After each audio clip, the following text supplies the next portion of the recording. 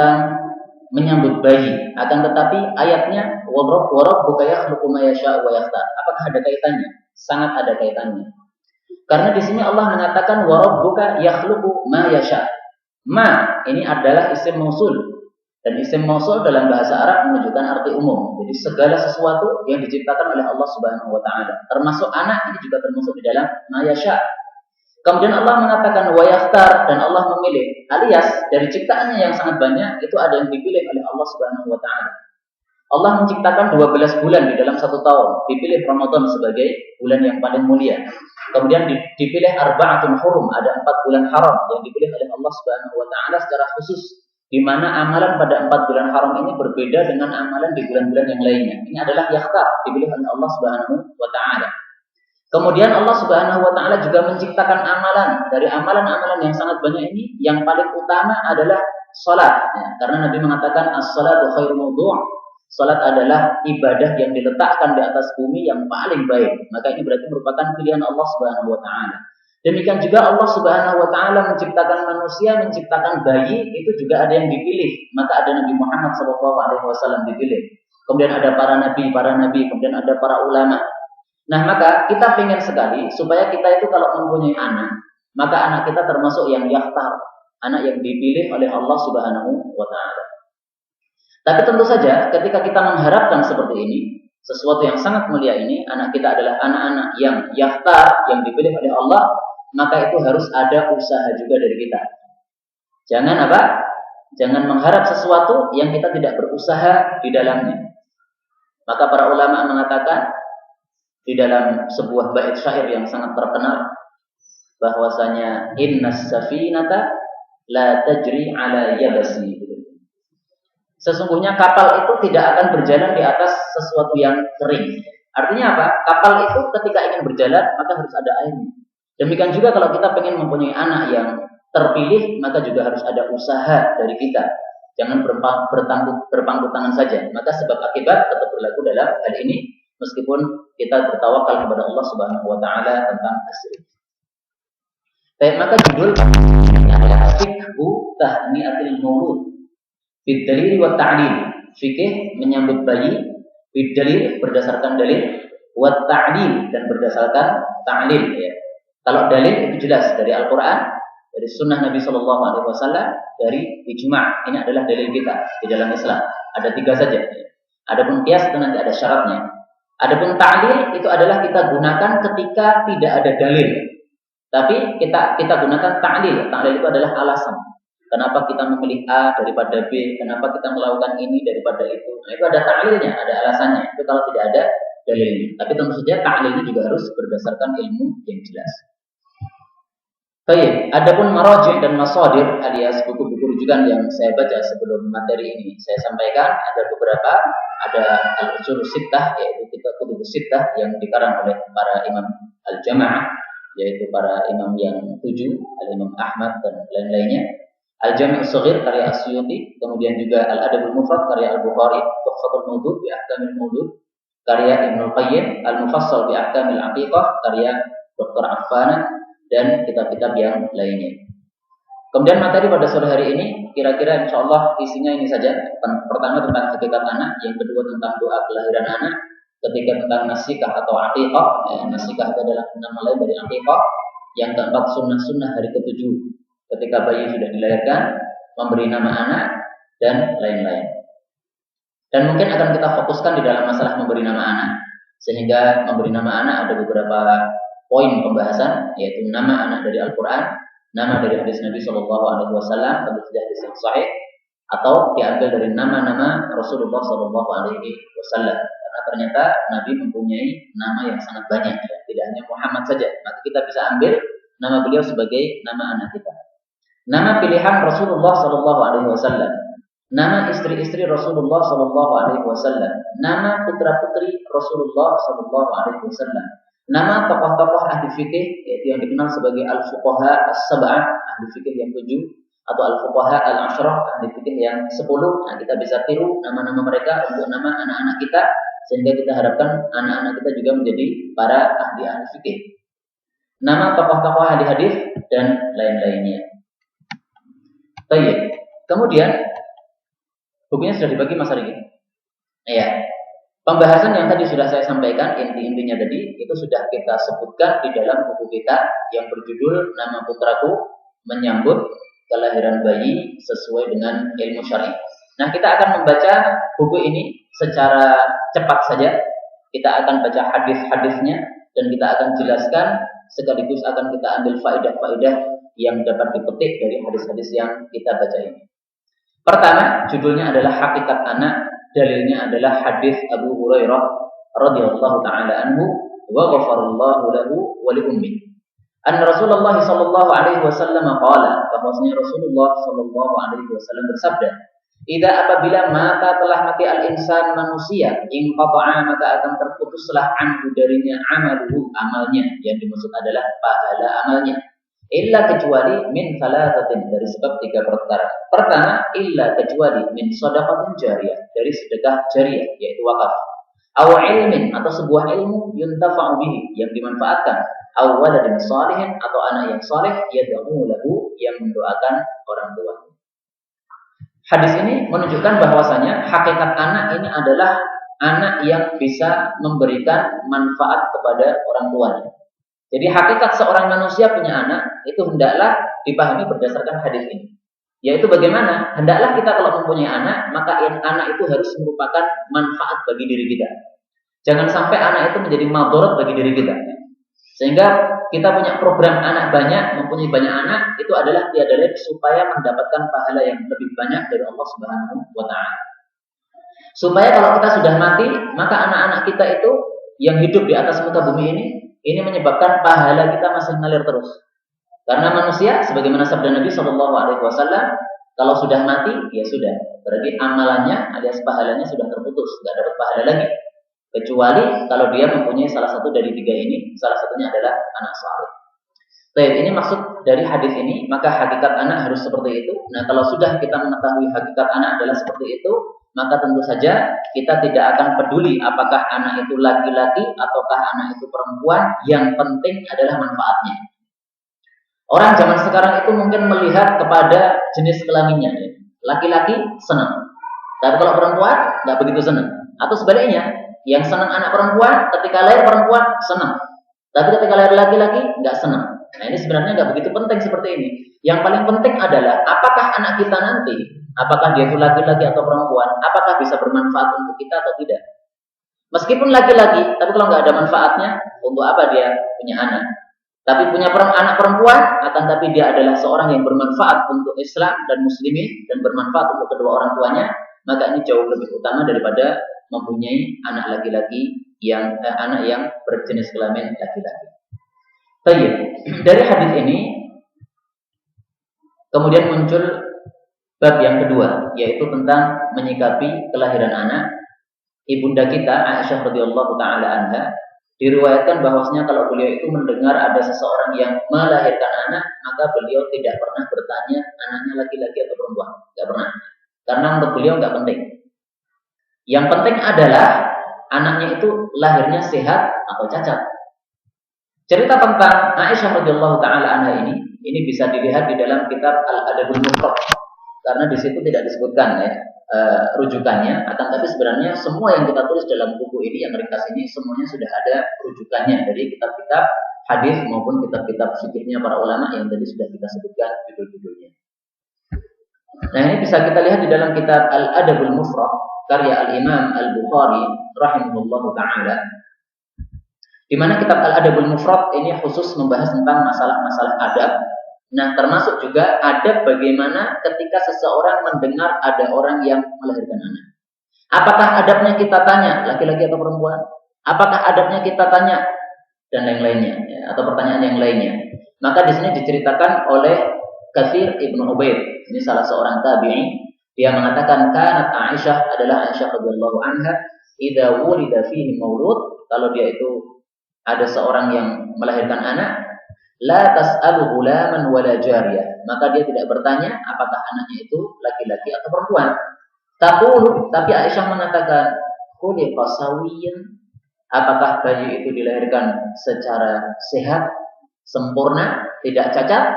Fa idza qila na'am, kalau dikatakan iya, qalat, dia mengucapkan Alhamdulillahi Rabbil Alamin. Bersyukur kepada Allah Subhanahu wa Ta'ala. Karena kalau orang itu tidak cacat, insya Allah mengamalkan amalan apapun juga lebih mudah. Salatnya lebih sempurna, puasanya lebih sempurna, amalan-amalan ibadah yang lainnya lebih sempurna. Maka inilah yang diharapkan dari anak, supaya anak itu bisa memberikan manfaat kepada orang tuanya. Dan hadis ini derajatnya adalah hasanul isnad, sanadnya hasan, mauqufan, tapi hadis ini mauquf, yaitu bukan sabda Nabi, tapi hanya merupakan perkataan Aisyah radhiyallahu taala. Meskipun ini perkataan Aisyah, tapi saya kira sangat bagus sekali untuk kita jadikan sebagai kebiasaan. Saya lihat kebiasaan masyarakat Indonesia kalau ada laporan atau ada info anak saya sudah lahir, maka selalu bertanya, laki-laki atau perempuan, cewek atau cowok. Saya nggak suka itu, karena ternyata ulama-ulama salaf kita nggak seperti itu. Aisyah radhiyallahu taala anha tidak mencontohkan seperti itu. Mana lebih penting, apakah laki-laki ataukah perempuan, ataukah anak itu sehat, tidak cacat, sehingga nanti bisa memberikan manfaat yang besar kepada orang tuanya. Tentu saja yang kedua itu adalah yang lebih penting. Baik, itu tadi adalah fikih yang diambil berdasarkan hadis yang di atasnya tadi, yaitu waladin shalihin yad'u. Kemudian ada beberapa faidah yang dapat kita ambil dari hadis ini. Pertama, faidah dari sisi ilmu bahasa. Bahasa Arab di sini ada idza, artinya adalah jika. Jika di dalam bahasa Arab itu ada dua. Ada idza artinya jika, in artinya juga jika. Sama-sama jika. Tapi penggunaannya berbeda. Kalau idza ini digunakan untuk sesuatu yang pasti terjadi. Tapi kalau in ini digunakan untuk sesuatu yang bisa terjadi, bisa tidak terjadi. Karena itu Allah Subhanahu wa taala di dalam Al-Qur'anul Karim, ketika Allah Subhanahu wa taala menyebutkan tentang hari kiamat, maka Allah Subhanahu wa taala menggunakan kata-kata idza zulzilatil ardu zilzalaha. Apabila bumi itu diguncangkan dengan seguncang-guncangnya. Karena kejadian kiamat ini pasti terjadi, idza. Maka di sini Nabi Shallallahu alaihi wasallam juga mengatakan idza matal insan, apabila manusia mati. Karena mati itu adalah keniscayaan. Tidak ada orang yang ragu-ragu bahwasanya manusia itu pasti mati. Maka digunakan kata-kata idza karena memang ini menunjukkan bahwa betul-betul pasti akan terjadi kematian itu. Kemudian faedah yang kedua, di sini disebutkan matal insan, manusia mati. Mati itu bisa digunakan untuk dua makna. Yang pertama adalah mati yang hakiki, yaitu betul-betul mati, nyawanya sudah tidak ada dari jasad kita. Yang kedua adalah mati yang bermakna tidur. Tidur itu juga disebut mati. Karena dalam hadis yang sahih, Nabi Shallallahu alaihi wasallam mengatakan an-naumu akul mauti. Bahwasanya tidur itu adalah saudaranya mati. Jadi kalau tidur disebut mati juga benar juga. Karena Allah Subhanahu wa taala ternyata mengisyaratkan hal itu di dalam Al-Qur'an. Allah Subhanahu wa taala mengatakan Allah yatawaffal anfusa hina mautiha wallati lam tamut fi manamiha. Pada surat Az-Zumar ayat yang ke-42. Allah itu mewafatkan jiwa-jiwa pada saat dia sudah benar-benar mati, dan juga jiwa-jiwa yang belum mati dimatikan pada saat kapan? Fi manamiha, pada waktu tidurnya. Nah, sekarang pertanyaannya, mata di dalam hadis ini, apakah yang dimaksud adalah mati betul-betul ataukah mati tidur? Jawabannya adalah pasti di sini adalah mati yang sesungguhnya. Karena seseorang itu ketika dia tidur saja, itu pahala masih bisa mengalir kepada dirinya. Tapi di sini Nabi mengatakan apabila manusia mati, maka pahalanya sudah terputus darinya. Itu adalah mati yang sesungguhnya. Kalau kita hanya tidur saja matinya, itu pahala masih bisa mengalir kepada kita. Bagaimana caranya? Caranya adalah hendaklah kita tidur berdasarkan sunnah Nabi Shallallahu alaihi wasallam. Misalnya sebelum kita tidur, kita berwudu dulu. Tidak langsung delosor gitu aja. Langsung ngorok dan molor, bukan begitu. Tapi wudu dulu dengan adab, kemudian setelah itu tidur dalam keadaan suci. Nah ini selama tidur, maka dia selalu berpahala terus. Dari awalnya sampai akhirnya. Maka mungkin perlu kita berpikir ulang ya. Mungkin selama ini kita sering tidur itu tanpa peduli ya, apakah sudah berwudu ataukah belum berwudu, langsung aja tidur. Alangkah baiknya kalau kita itu ngalah sebentar ya. Masuk ke kamar kecil, wudu dulu sebentar. Habis itu kita tidur 4 jam dapat pahala 4 jam. Kita tidur 5 jam dapat pahala 5 jam. Karena tidur kita sudah sesuai dengan sunnah Nabi Shallallahu alaihi wasallam. Tapi kalau tidurnya tanpa berwudu, maka tidak sesuai dengan sunnah Nabi Shallallahu Alaihi Wasallam, tidak mendapatkan pahala itu. Maka sudah jelas di sini maka adalah mati yang sesungguhnya, bukan mati tidur. Faedah berikutnya, di sini Nabi mengatakan amalan manusia pahalanya sudah terputus kecuali dari sebab 3 perkara. Tapi ternyata setelah kita baca hadis-hadis Nabi yang lainnya, itu yang menyebabkan pahala mengalir kepada seseorang itu ternyata tidak hanya 3. Misalnya, ada orang yang mati dalam keadaan riba fi sabilillah. Itu ternyata juga menyebabkan pahalanya tidak terputus. Nabi Shallallahu Alaihi Wasallam menyebutkan dalam hadis yang sahih, kata kuncinya adalah murabitan. Kita klik di dalam Al-Jami' Shaghir akan ada. Nabi mengatakan arba'atun, ada 4 hal. Tujro alaihim ujuruhum, yang pahala-pahala mereka akan dialirkan oleh Allah ba'dal mauti, meskipun sudah mati. Yang pertama adalah man mata murabitan fi sabilillah, orang yang mati dalam keadaan riba fi sabilillah. Adapun 3 yang selanjutnya itu sama dengan 3 yang sudah kita baca di dalam hadis yang di dalam buku ini. Nah, apakah ini menunjukkan bahwasanya Nabi Shallallahu Alaihi Wasallam itu tanakut alias apa? Berbeda. Jadi Nabi itu mengungkapkan suatu ucapan yang berbeda dengan ucapannya sendiri. Jawabannya adalah tidak. Hadis ini tidak bertentangan. Akan tapi Nabi Shallallahu Alaihi Wasallam itu menyampaikan hadis biasanya berdasarkan dengan keperluannya. Keperluannya beliau menyampaikan 3, sampaikan 3. Keperluannya beliau menyampaikan 4, sampaikan 4. Atau bisa jadi Nabi Shallallahu Alaihi Wasallam awalnya mengetahui hanya 3. Kemudian diberitahu oleh Allah Subhanahu Wa Taala menjadi 4, maka beliau sampaikan 4. Nanti ketika ditambah lagi ilmu oleh Allah Subhanahu Wa Taala bisa menjadi 5. Berarti antara 2 hadis ini tidak saling bertentangan karena 2 hadis itu sama-sama sahihnya. Ya kita ambil dua-duanya. Bahwasanya yang pertama hadis sahih, yang kedua hadis sahih, maka semuanya berlaku. Kemudian faedah berikutnya ada istilah shadaqatul jariyah. Ini adalah nama lain dari wakaf. Demikian juga nama lainnya adalah ihtibas.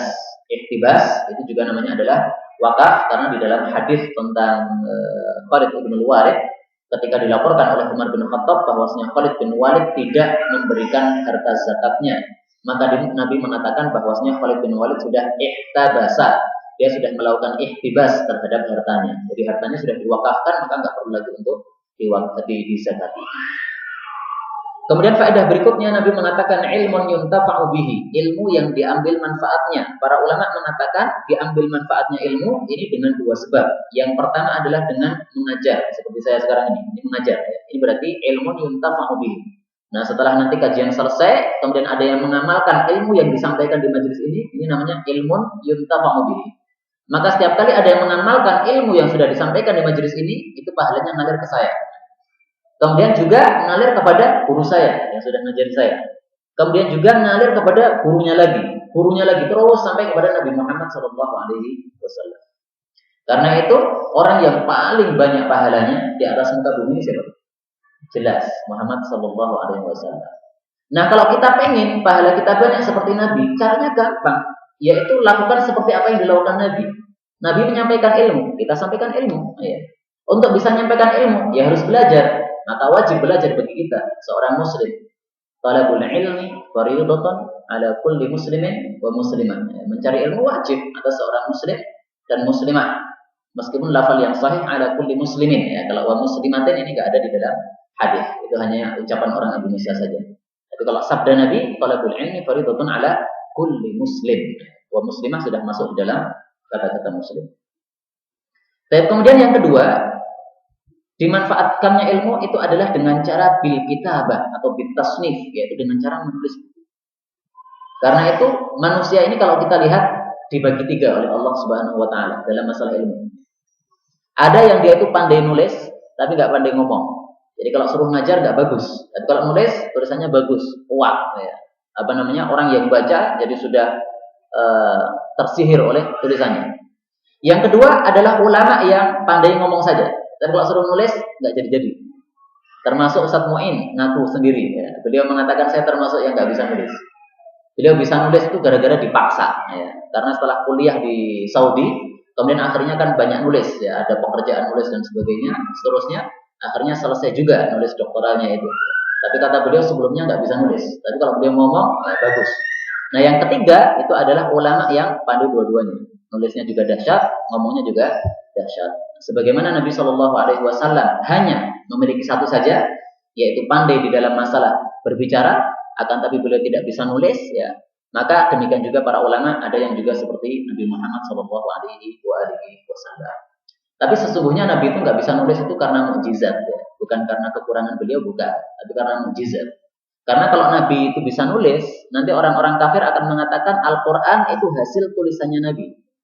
Tapi karena Nabi Shallallahu Alaihi Wasallam nggak bisa baca, nggak bisa nulis, tapi ternyata bisa menyampaikan Al-Quran wahyu, maka ini sudah betul-betul jelas merupakan wahyu dari Allah Subhanahu Wa Taala, bukan dari buatan beliau. Kemudian faedah yang terakhir di sini Nabi mengatakan awwaladin sholihin yad'ulah, atau seorang anak yang soleh yang mendoakanmu. Apakah hadis ini mengkhususkan anak laki-laki saja? Karena di sini hanya dikatakan waladin, ya. Sementara bintin, yaitu anak perempuan, tidak disebutkan. Apakah berarti kalau ada seorang bapak mempunyai seorang bintin solihah, seorang anak perempuan yang solihah, apakah itu tidak bisa mengalirkan pahala kepada orang tuanya? Jawabannya adalah jelas tidak. Karena apa? Kata-kata waladin ini mencakup laki-laki dan perempuan. Sehingga tidak bisa kita mengatakan ini khusus untuk anak laki-laki saja. Tidak bisa. Anak perempuan tidak bisa mengalirkan pahala kepada orang tuanya. Tidak ada itu. Kalau anak laki-laki bisa mengalirkan pahala, demikian juga anak perempuan juga bisa mengalirkan pahala. Maka waladin dalam bahasa Arab itu artinya adalah maulud, yang dilahirkan. Yang dilahirkan ini bisa laki-laki, bisa perempuan. Bahkan al-walad itu bisa digunakan untuk anak kita sendiri, demikian juga anaknya anak kita alias cucu kita, kemudian juga anak-anaknya dan seterusnya ke bawah semuanya itu bisa dikatakan sebagai waladin, ya. Karena sumbernya adalah kita, ya. Sumbernya adalah kita. Maka sebagaimana kita ini bisa juga disebut sebagai waladu Adam, ya, anaknya Nabi Adam alaihi salatu wassalam. Wallahu a'lam bishawab. Baik. Kemudian bab berikutnya menamai anak di hari yang pertama. Umumnya orang-orang Indonesia menamai anaknya pada hari ke-7, ya. Nah, apakah ada dalilnya kalau kita memberi nama anak pada hari yang pertama? Ternyata ada. Dalilnya diriwayatkan oleh Sahal, sahabat Nabi Shallallahu Alaihi Wasallam. Dia mengatakan telah didatangkan Al-Mundhir bin Abi Usaid, maksudnya ketika dia masih bayi, ketika dia belum bernama Al-Mundhir, didatangkan kepada Nabi Muhammad Shallallahu Alaihi Wasallam tatkala Al-Mundhir ini dilahirkan. Lalu Nabi Shallallahu Alaihi Wasallam meletakkan Al-Mundhir di atas paha beliau. Lalu beliau bertanya, siapa namanya? Qala, bapaknya mengatakan Fulan, ya, namanya si Fulan. Disebutkan namanya, tapi rawi tidak tahu, maka disebut sebagai Fulan. Qala, Nabi bersabda, walakin akan tapi asmihi, berikanlah nama kepada dia Al-Mundhir, dengan nama Al-Mundhir. Fasammahu yauma idzin Al-Mundhir. Maka Nabi memberi nama dia pada hari itu dengan nama Al-Mundhir. Hadis ini menunjukkan bahwasanya Nabi Muhammad SAW pernah memberikan nama kepada seorang anak pada hari pertamanya. Karena Mundhir ini didatangkan kepada Nabi SAW pada hari ketika dia dilahirkan. Jadi anggaplah ini kan hari Sabtu, Mas, ya. Dia lahirnya hari Sabtu, mungkin pagi hari. Nah, kemudian sore harinya didatangkan kepada Nabi SAW. Maka pada sore harinya itu langsung diberi nama oleh Nabi. Ini namanya adalah Al-Mundhir. Nabi mengubah nama yang sudah disematkan kepada bayi tadi. Namanya sebenarnya sudah ditetapkan oleh bapaknya, tapi Nabi mengusulkan, sudah jangan itu, diganti saja. Namanya adalah Al-Mundhir. Nah, ini menunjukkan bolehnya seorang bapak memberi nama kepada anaknya pada hari yang pertama. Cuman karena hadis ini menyelisih hadis-hadis yang lain yang menunjukkan bahwasanya memberi nama itu pada hari yang ke-7, maka akhirnya para ulama berbeda pendapat menjadi 3 pendapat. Pendapat yang pertama mengatakan bahwasanya seorang bapak itu boleh memilih, bebas. Mau memberikan nama anak pada hari pertama, silakan. Mau pada hari yang ke-7, tafadhol. Hari yang kedua, silakan. Hari kapan saja, bebas. Pendapat yang kedua mengatakan hari yang pertama ini lebih afdol daripada hari yang ke-7. Jadi lebih baik kita memberi nama anak kita hari pertama. Jangan diundur-undur. Karena kalau diundur-undur kita belum tahu juga apakah nanti dia bisa hidup sampai hari yang ketujuh, ya kan? Mungkin di hari yang kedua sudah wafat. Nah, kalau belum ditentukan namanya, ini kurang afdal. Maka pendapat yang kedua mengatakan lebih afdal diberi nama hari yang pertama. Pendapat yang ketiga ini adalah pendapatnya al-muhadditsin, pendapatnya al-Imam Al-Bukhari rahimahullahu taala. Saya harus menyampaikan dulu sebelum menyampaikan pendapat yang ketiga ini, bahwasanya ulama ahli hadis itu biasanya kalau mendapatkan hadis yang sahih dengan hadis sahih yang lainnya bertentangan, maka mereka biasanya menggunakan metode al-jam'u bainal adillah, yaitu metode mengkompromikan antara dua dalil. Sehingga dalil yang menunjukkan memberi nama pada hari yang pertama jangan dibuang. Dalil yang menunjukkan memberi nama pada hari yang ketujuh juga jangan dibuang. Jadi akhirnya bagaimana? Akhirnya Imam Bukhari mengatakan kalau seseorang itu tidak akan memberikan akikah kepada anaknya, tidak akan menyembelih hewan kurban untuk akikah untuk anaknya, maka silahkan diberi nama pada hari yang pertama. Tapi kalau mau melakukan akikah, maka hendaklah diberi nama pada hari yang ketujuh. Karena akikahnya itu berlaku pada hari yang ketujuh. Sehingga antara akikah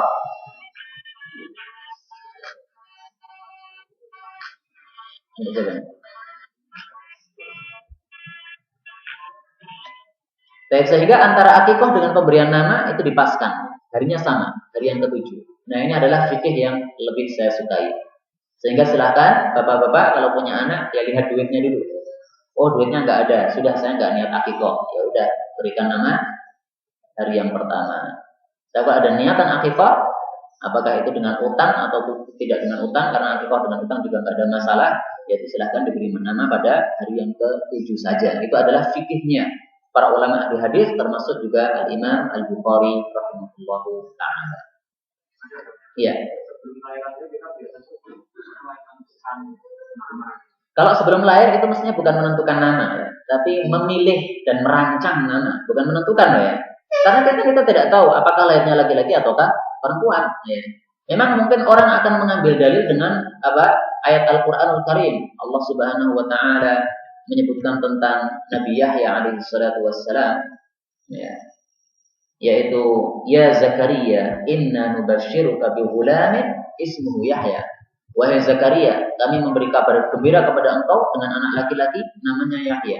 Ini kan belum lahir ini Yahyanya ini, tapi sudah ditetapkan oleh Allah namanya Yahya. Apakah bisa kita jadikan dalil? Berarti menetapkan nama sebelum lahir juga nggak bisa. Karena kan Allah sudah tahu nanti lahirnya itu laki-laki atau perempuan, Allah sudah tahu. Sekarang kita nggak tahu. Kan sudah ada alat-alat modern yang bisa untuk melihat bayinya laki-laki atau perempuan. Ya alat modern boleh, tapi kan Allah Subhanahu wa taala berkehendak yang lain kan juga boleh. Jadi mungkin alatnya mengatakan ini bayinya laki-laki, ternyata keluarnya perempuan, masih bisa kesalahan seperti itu. Maka jatuhnya adalah bukan menetapkan nama ya, tapi merancang nama saja. Nggak ada masalah merancang nama. Baik, kemudian dari hadis ini ada beberapa faedah yang dapat kita ambil. Yang pertama, bahwasanya para sahabat Nabi Shallallahu Alaihi Wasallam itu biasanya kalau mempunyai anak yang baru saja lahir, maka utia didatangkan kepada Nabi Muhammad Shallallahu Alaihi Wasallam. Tujuannya apa? Tujuannya adalah supaya mereka mendapatkan barokah dari Nabi Shallallahu Alaihi Wasallam. Contohnya Abdullah bin Zubair. Di dalam riwayat-riwayat yang sahih disebutkan Abdullah bin Zubair ini pertama kali makanan yang masuk ke dalam tenggorokan dia adalah ludahnya Nabi Muhammad Shallallahu Alaihi Wasallam. Ludahnya Nabi, ya. Ini barokah. Kalau ludah kita nggak ada yang barokah. Kalau ludahnya Nabi itu barokah. Maka didatangkan kepada Nabi Shallallahu Alaihi Wasallam supaya Nabi Shallallahu Alaihi Wasallam memberi makan kepada anak itu, dan ternyata cara Nabi memberi makan itu beliau makan kurma dulu. Kurma dimamah oleh Nabi, ya. Sudah jadi kayak jenang gitu, nah, kemudian diambil. Kemudian dimasukkan dalam mulutnya bayi dari Abdullah bin Zubair. Maka para rawi mengatakan bahwasanya yang pertama masuk dalam mulutnya atau tenggorokannya adalah ludahnya Nabi Shallallahu Alaihi Wasallam. Nah sekarang pertanyaannya, kalau Nabi sudah wafat, apakah kita juga disunahkan untuk membawa anak bayi kita kepada para kiai, kemudian kita meminta kepada kiai tadi supaya memberi makan kepada bayi tersebut? Nah dalam hal ini ulama kemudian berselisih pendapat. Apakah memang disunnahkan memberi makan kepada anak tadi yang istilahnya adalah tahnik? Ya, tahnik itu memberi makan kurma yang sudah kita mamah terlebih dahulu, kemudian diletakkan atau ditempelkan di bagian atas mulutnya, mulutnya bayi itu, supaya kemudian dia pertama kali yang dimakan adalah kurma itu. Ada yang mengatakan itu sunnah, ya ada yang mengatakan itu khusus untuk Nabi Muhammad SAW saja. Wallahu a'lam bishawab. Tapi insya Allah kalau kita memberikan makan yang pertama kali berupa kurma, itu juga ada faedahnya insya Allah ta'ala. Baik, kemudian faedah yang kedua, fawada'ahu ala fakhidhihi. Nabi meletakkan bayi di atas pahanya Nabi.